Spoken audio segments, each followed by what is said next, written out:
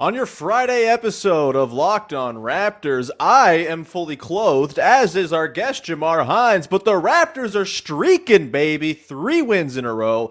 Yes, 2 of them are against the horrible Charlotte Hornets, but perhaps there are some kernels of optimism and encouragement to be gleaned. We will dig into all of it on today's episode of Locked On Raptors. Thanks so much for hanging.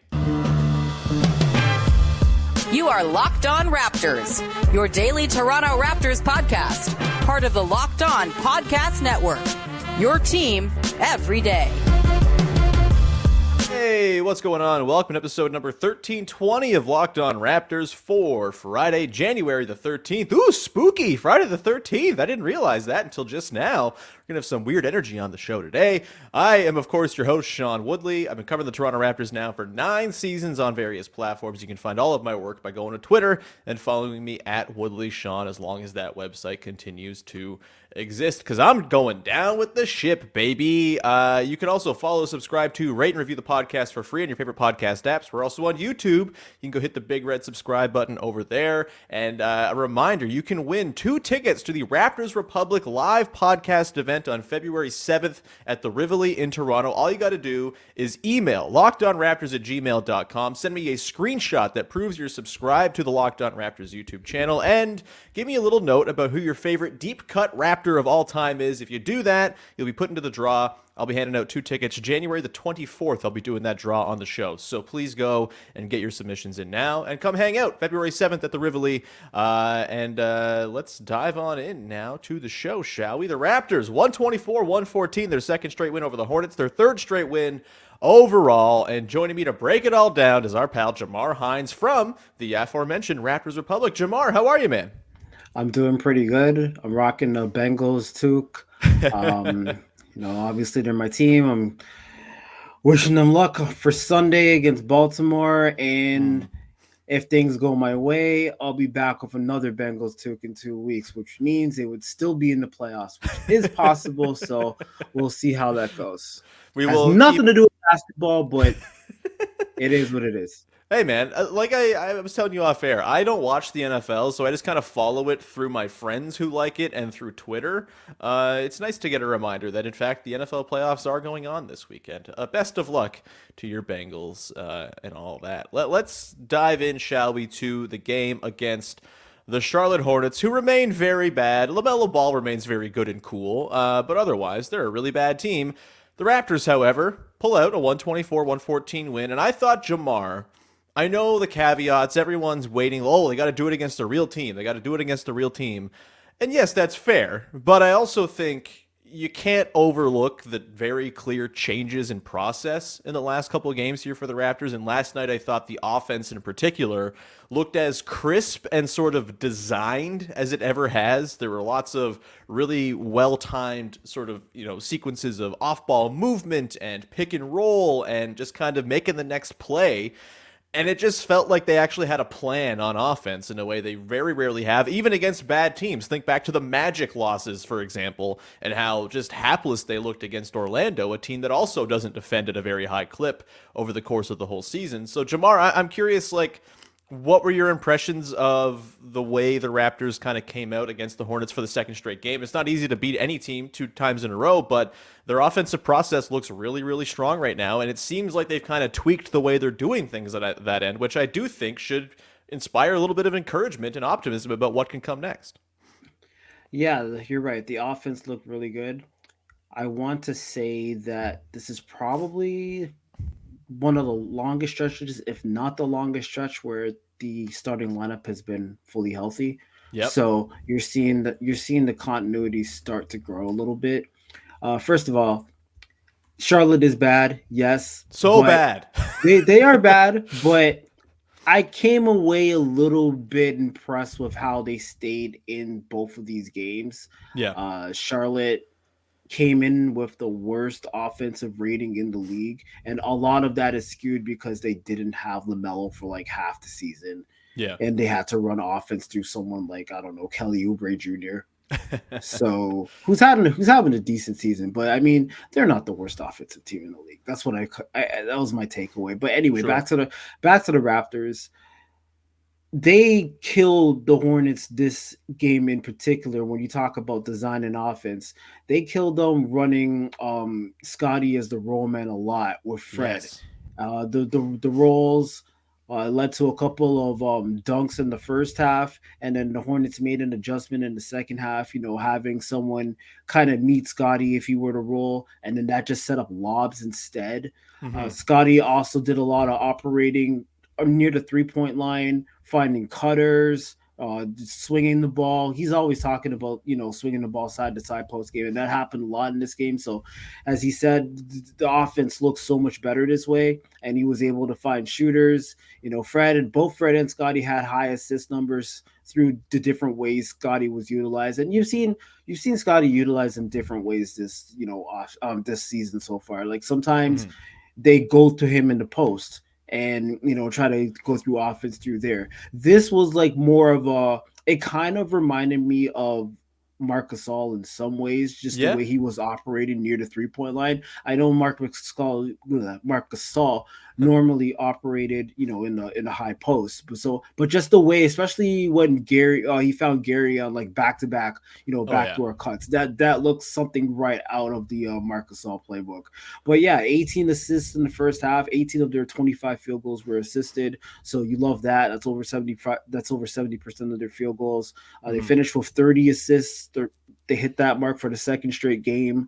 So they didn't make 23s like they did last game, but everything looked really good. Even the bench came in and they contributed. I was impressed with the little stretch that Malachi Flynn played in the second quarter. He was even getting downhill and finding a couple of assists there.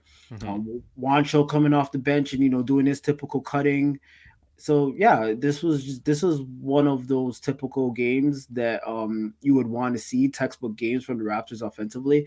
I would say that's happened 3 times in a row now, because even if you go back to the Portland game, Yeah, it looked good. Yeah, they look good offensively in that game as well. So that's okay, they did this against a better team type of thing, although Portland's not playing very well right now. But, let's blow it up, right? That's the reaction as soon as a team loses a few games, is blow it up, right? Yeah, I mean, they were after 10 or 12 games, they were tops in the West. And yeah, it's only 10 to 12 games, but now they're out of the play-in picture. I think they're 11th in the West or something. But yeah, you just want to see this, continuity grow. Fred was featured off ball a lot, and it makes me think of the ESPN interview that when the Raptors were on ESPN, where he's talking about him being off ball, and then when he was on the JJ Redick podcast, and it's like you're looking up his numbers, and it's like, okay, your usage rate is basically almost on par to last season. What are you talking about? But he does have a point, because a lot of that usage rate is skewed by the fact that someone was out, especially earlier in the season, and he just had to haul ass in terms of offensively. So now with the full team healthy, his usage rate is a lot lower than he's used to.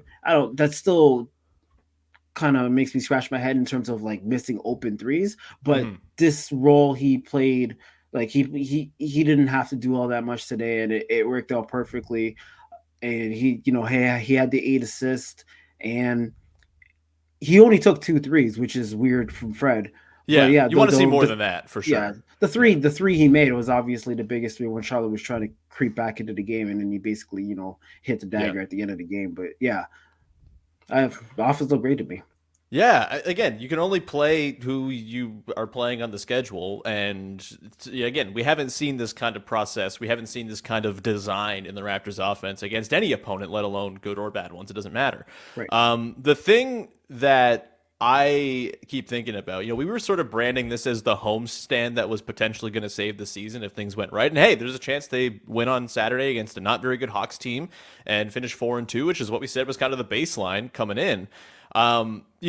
It might not be the home games themselves that have saved the season. I think it might just be practice time. Like, You can't undersell how valuable I think that is. They've been home for a while now, a lot of home cooking, a lot of game and then off day, game off day, which is conducive to a lot of practice, which is where you implement stuff. Like it's exactly, the practice makes perfect is a cliche for a reason. It's a thing. And I think that's, to me, one of the sort of through lines of this homestand is you're seeing a little continuity coming together, and it has to be because they've actually had time to work some stuff out off of the court. It's not a very conducive schedule most of the time to doing that.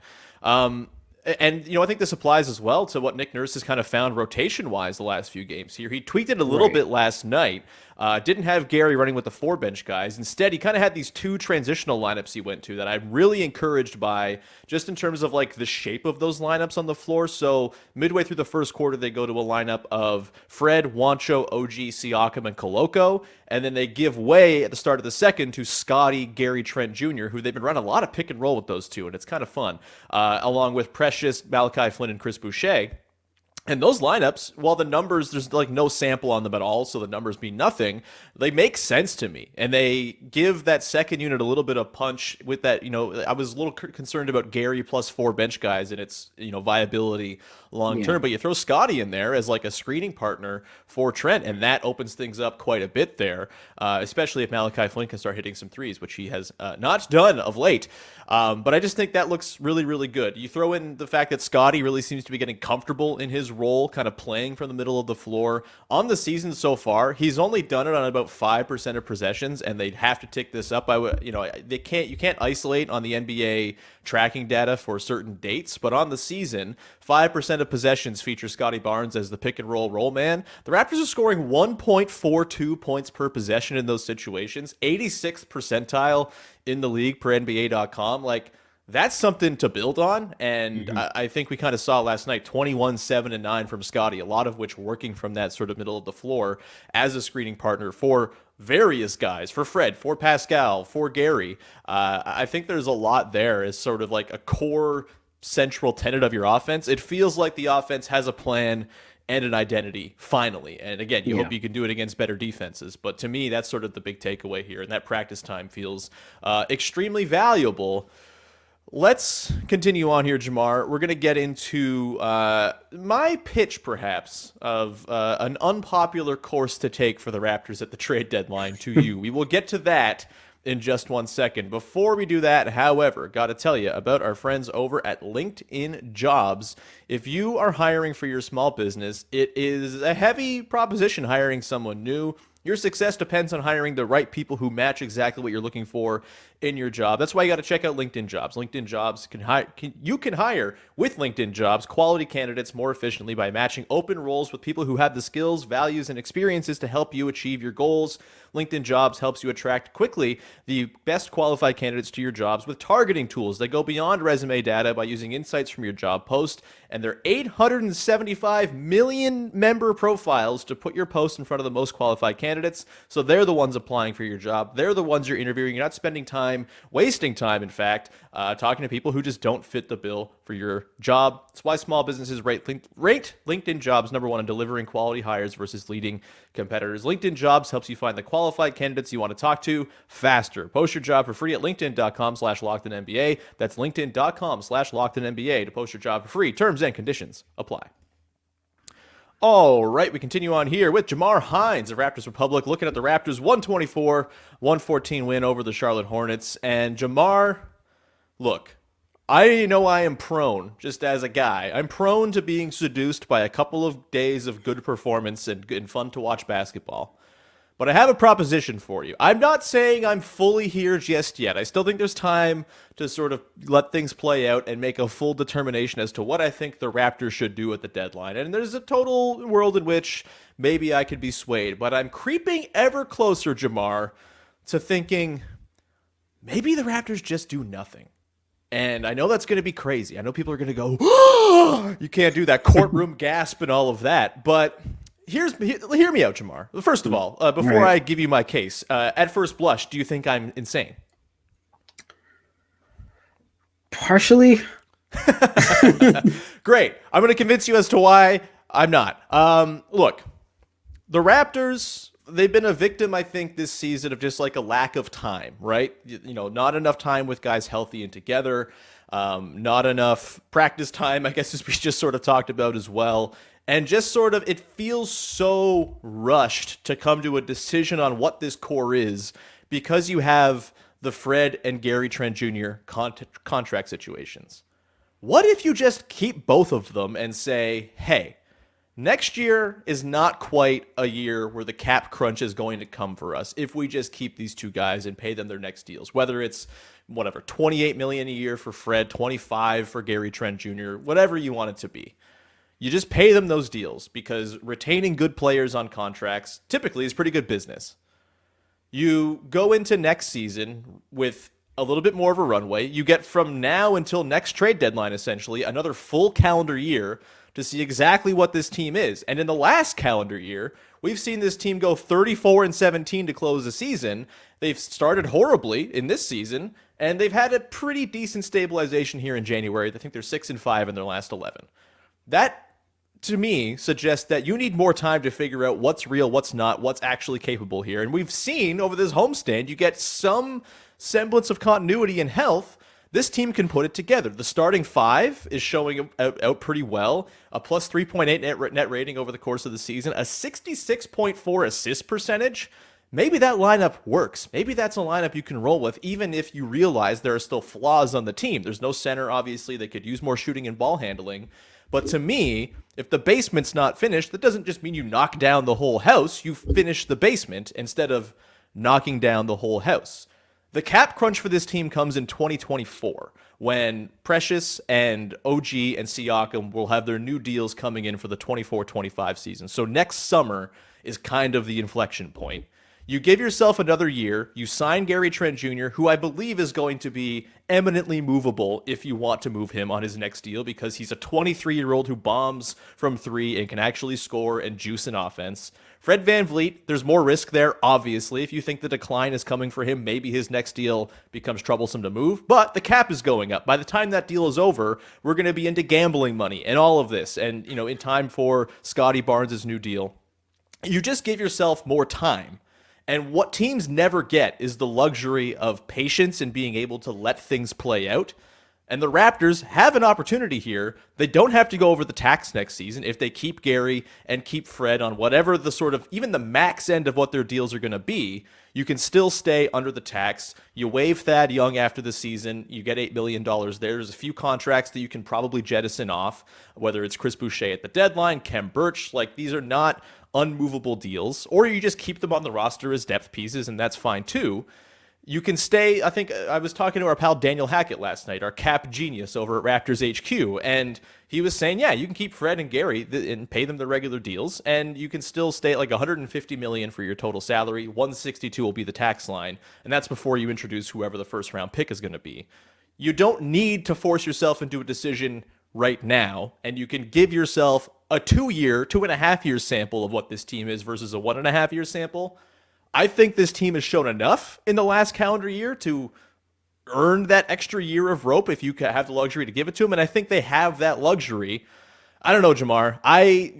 There's still a world in which Fred VanVleet is like the easy guy to move at the deadline, and you kind of do that and go forward. You kind of find the middle ground here, but I also think there is plenty of reason why the Raptors should not force themselves into a final call on what this team is, understanding that there are flaws, but also understanding that Christian Koloko in a year's time could look a whole lot different as an answer at center. Precious Achiuwa, Scottie Barnes, we've just talked about how ridiculous he's been playing center. Maybe it's not all that the sky is falling and that it's just a bit of a lag time on this team kind of making the improvements we thought. That was a long spiel. Jamar, have I convinced you at all?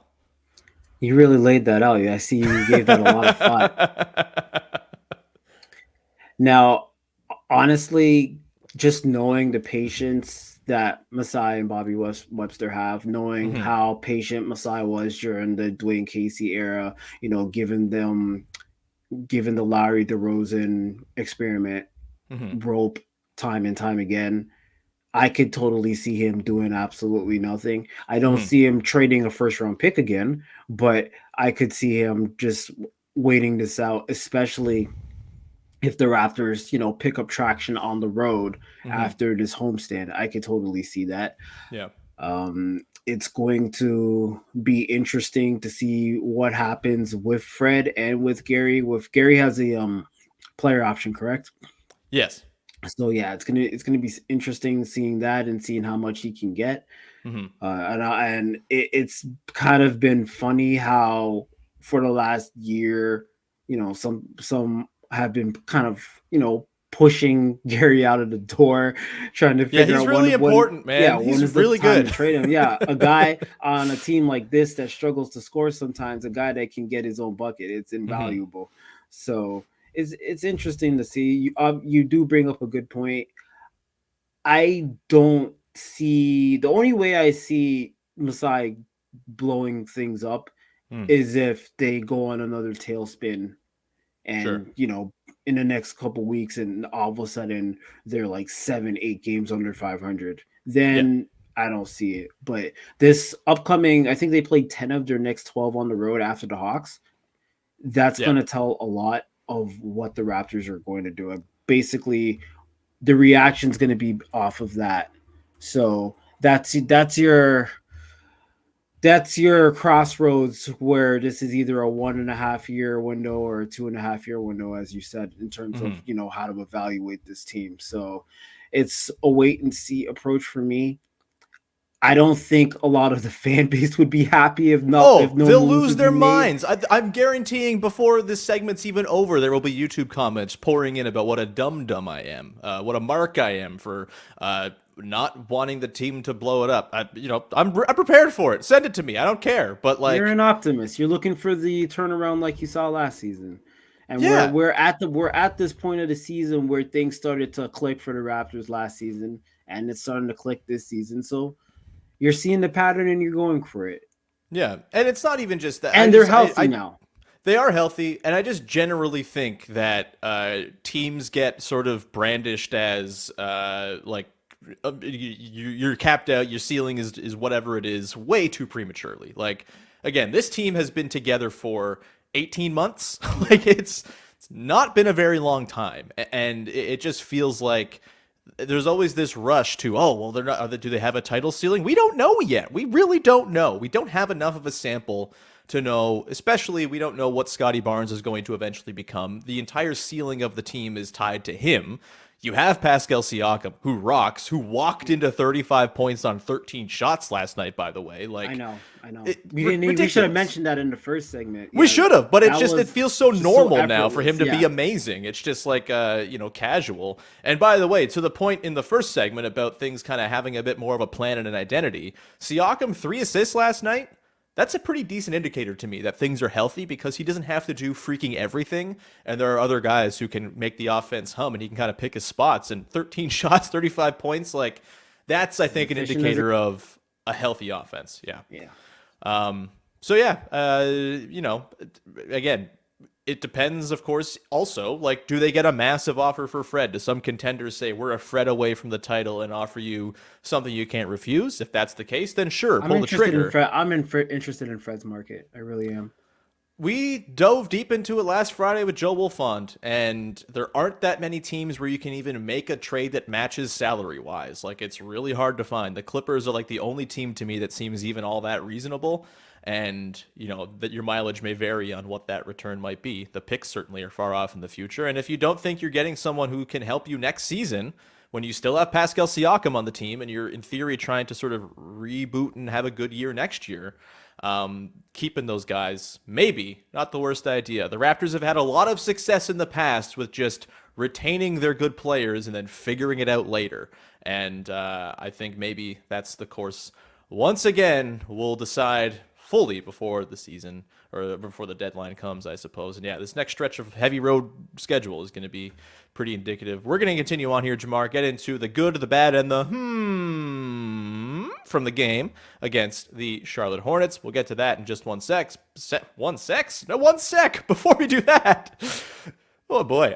Today's show is brought to you by betonline.net, your number one source for betting info, stats, news, and analysis. Get the latest odds and trends for every professional and amateur league out there, from pro football and college basketball. Now that the football season is over, you've got the NBA, of course, the NHL, you got the WNBA season. You get some futures bets in there as that's coming up quick and fast. All of it is available at betonline.net. They got podcast, injury reports, all sorts of analysis, and their whole game over at betonline.net is trying to make you the informed wagerer, so you know why the lines are being set the way they are, so you can put your money down in a way that's going to benefit you as opposed to just throwing it away on bets that ain't going to cash. You can head to the website today or use your mobile device to learn more. BetOnline is where the game starts.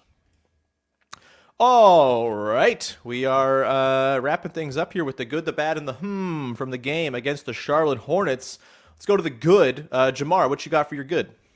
I'm gonna give Precious a shout out. He's making he's making more strides as he gets more acclimated, gets his feet under him, gets his conditioning going, and he's going to eventually get more minutes. And how much minutes did he play yesterday? Let me look it up. Just 18. 18. So yeah, you're gonna see that go up in the 20s. So and play 10 steals per 36 minutes for him yesterday. See a career high 5 steals. And when he was asked about what was his previous career high? What do you think his previous career high in steals was? Probably 2, I would guess. It was exactly 2, and he was shocked as well. And he was questioning the stats people who counted his steals in previous games, because like the jump from 2 to 5, he's like, I've gotten more than 2 steals in a game before. I'm not OG or anything, but I've got more than 2 steals in a game before. But nope, he went from 2 to 5. He was jumping a lot of those passes. He hit a 3, so that's good to see, because that's kind of been out of his game again this season. Doing some stuff in transition. I like what I see from Precious, so I'm giving him my good. He kind of drove that second unit a little bit off the bench. I dig it. My good, I'm going for the concept of winning wire to wire. The Raptors did win wire to wire on Thursday. They almost did against the Hornets, except for a couple of small little blips. But they mostly did it against the Blazers, if I'm not mistaken, as well. Wire to wire wins. They're comfortable. You can manage the players' minutes more effectively. You can withstand runs from the other team when your offense sputters out a little bit. It's a beautiful thing to watch relatively stress-free basketball, even as the Hornets were trying their darndest in the second half to make it a game last night. The Raptors were able to outscore their problems and keep that cushion, and that is a wonderful, uncharted place to be for this year's Toronto Raptors team. So that is my good. Let's go to the bad. What is your bad from this game? It's hard to find a bad from this really game. Is. I have a fun take on a bad, if you want me to go first while you sort through something. Yeah, go ahead. So bad in this game, or just in general, bad is the answer to the question, how much would Sean like to see the Raptors have Monte Morris in the place of Malachi Flynn in these bench rotations? I very badly want that. I did not see that coming. I want it bad. Look, Monte Morris is like the perfect table-setting backup point guard. He is what you wish Malachi Flynn were, and I know Flynn had a nice little flourish in his first stretch yesterday, had a nice little dump-off pass and stuff, but at some point, dude's got to hit brackets 1 shot. Like, it's grim right now watching him, just like the lack of confidence, the lack of just like confidence I have when a shot of his goes up. And I know I rag on Malachi Flynn a lot. I've never really seen it with him, and I feel bad. I don't want to keep on dumping on the dude, but it's just undeniable that if you had a more sort of seasoned point guard in that spot, like alongside the rest of those bench looks, I think it would look really good. Monte Morris, eminently gettable, you would assume. The Wizards are bad. They have DeLon right there as well, as sort of like a point guard tandem that they can still hand the keys over to. And the nice thing about Monte Morris, if you do the thing I'm suggesting, which is you do nothing and keep the core into next season, Monte Morris signed through next year, so you could actually enter the season next year as well with a reasonable backup point guard option too. I'm really just jumping on the bandwagon of my take here, but Monte Morris, I badly want him. That's my bad. What's your bad, Jamar? Okay, three things. Number 1, you better hope that Eric Flynn does not listen to this podcast. I can't imagine he does. We're not Facebook strong in our social promotions, so I don't think it would have crossed his path. Yeah, because he's known for going on a rant or two. So, number 2, I've watched a lot of Monte Morris from the Nuggets days, and he was Along with Jones and Memphis, like one of the more reliable backup point guards in Just the an league. adult. He's an adult ass player, which they Yeah, badly need, especially and with Otto out for the season. yeah, the couple seasons that the Nuggets were missing Jamal Murray, he was a huge part of Denver's Hmm. offense. So I can see that. Number three, in terms of the bad, I'm nitpicking here because overall, there wasn't much to pick bad from this game. Hmm. But the Raptors just stopping dribble penetration and general scoring in the paint wasn't great in the second half, which is why Yeah. Charlotte kind of lingered around and they couldn't keep their double digit lead, and then it turned to 5 before Fred hit that dagger three. So Hmm. really that was the only bad thing to look at. But Yeah. again, I'm nitpicking. I sound like a coach now. And No. I'm far from that. Look, the defense I thought had long good stretches in this game where they were, kind of doing their Raptors-y thing, but Yeah, certainly not the you second see half the though. need. You see the need for rim protection still, as much as Scottie I think is doing his darndest there. Like there's still the need for it. Mhm. It's again, you can still acknowledge the flaws in the roster and the ways you have to upgrade it while not just burning down the rest of it because the flaws are real. But yeah, the offensive progress really great. It would be nice to see the defense kind of match that. Let's get to the what's your from the game last night there, Jamar? For me, everything is sustainability. Okay, Yeah. you're on a 3-game win streak. You played one of the worst teams in the league for 2 of them. Can Hmm. you carry this over on the road to good teams? Hmm. Nick Nurse hasn't played a guy for 40 minutes in like 3 games now. That's It's a got to be a glorious record for place him. to be. Because that's got to be a record for him. You mentioned the rotations earlier. I absolutely love the staggering of having 3 starters. I mean, not 3 starters. Was it 3 starters? Yeah, 3 starters with Coloco and company, and Yeah. then having 2 starters with Gary and Scottie playing together Hmm. with the bench lineup. I think that's a perfect mix. And then there's Yeah. not really that much of a drop off because you could have, Pascal initiating when the bench comes in. You could have Scottie initiating with Gary. You could have Gary doing his thing, although he didn't have a great game yesterday, but he's been on fire for this whole new year. Hmm. So I love that mix. Is that sustainable? Can you keep that rotation going, or are we going to see Nick Nurse revert to the 8-man rotation when we're playing a tougher team and he doesn't trust to go into, a Coloco or a Wancho or a Flynn, and all of a Hmm. sudden you're playing 7 guys, and Pascal and Fred and OG and company are playing like 44 minutes again. So I want to see if that's sustainable, and I want to see if the offense, what we've seen with Scottie in the last couple games, the shooting has improved a little bit throughout the team because they've been getting. It's not about. I don't think it's about a matter of looks, because Hmm. even if you look at that ugly Bucks game, they had so many open looks and they Oh just yeah. missed them. Yeah. So it's not even about creating better looks. It's just, can they continue to make shots, or are we going to look like the Raptors in the preseason that shot 24% from 3? Yeah. So a lot of it for me is just sustainability. I liked what I've seen for the last week. It's just, okay, can you keep this going? Yeah, I think that makes a lot of sense, and that kind of dovetails into my which is 6 games since the new year turned over, which is an arbitrary endpoint, but it makes sense for my brain. 6 games, cleaning the glass has the Toronto Raptors half-court offense as the 10th ranked half-court offense in the NBA.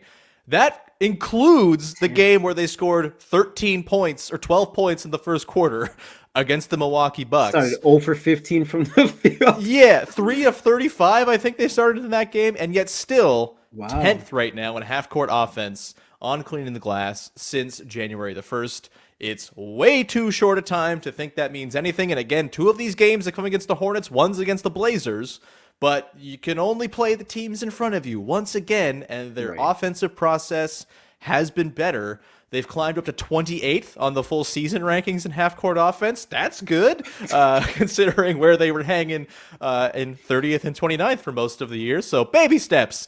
But yeah, since the 1st of January, the Raptors, top 10 in half-court offensive efficiency. I would have never guessed that. Now I'm going to I check that. love it. It was my favorite stat I found for today's pod, and I found a lot of fun ones to just fuel my optimism, my toxic positivity, and all of that. But with that, we're going to round out the show. Jamar, thanks so much for hanging, man. Anything you would like to promote for the good people out there? I just wrote a recap on this game. You can check that out on Raptors Republic. You could also check out my Twitter handle, JamarBH, JamarBH. I have a link to all my Raptors Republic stuff there as well, and that's where you could also see my article through that way. I am doing a preview for the Hawks game tomorrow, so you can also check that out. And 3 to 4 times a week, I'll post something, whether it be a recap or a preview of any of the Raptors games. So lots of stuff coming your way. Amazing stuff, man. You're doing great work. It's always lovely to catch up with you. You can find me on Twitter at Woodley Sean. You can follow, subscribe to, rate, and review the podcast for free on your favorite podcast apps. Of course, we're also on YouTube. Go subscribe over there. And a reminder, someone is going to the Rivoli on February the 7th to watch the Raptors Republic live podcast festival or whatever they're calling it.